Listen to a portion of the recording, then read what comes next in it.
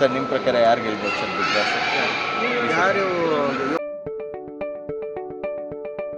ಜೈ ಶ್ರೀರಾಮ್, ಜೈ Shriram.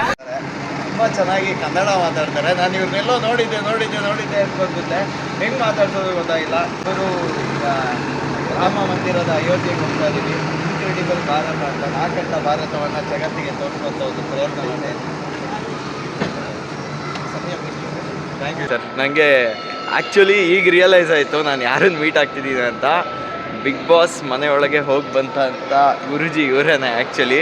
Sir ತುಂಬ ಖುಷಿ ಆಯಿತು ನಿಮ್ಮನ್ನು ಮೀಟಾಗಿ, ಅದು ಅಯೋಧ್ಯದಲ್ಲಿ. ನಾವು ಸರ್ ನಿಮ್ಮ ಪ್ರಕಾರ ಯಾರು ಗೆಲ್ಬೋದು ಸರ್ ಬಿಗ್ ಬಾಸ್? ಯಾರು ಯೋಗ್ಯ ಮತ್ತು ಯೋಗ್ಯತೆ ಎರಡೂ ಇದೆ. ಬಿಗ್ ಬಾಸ್ ಮನೆ ಒಳಗಡೆ ಯೋಗ ಮತ್ತು ಯೋಗ್ಯತೆ ಯಾರಿಗಿದೆ ಅವ್ರು ಗೆಲ್ತಾರೆ. ಯಾರಿಗಿದೆ ಅವರು ನೀವು ನಾವು ಅಲ್ಲಿರೋ ಹೇಗೆಂದರೆ ಎರಡು ಕಣ್ಣು ಉಂಟು.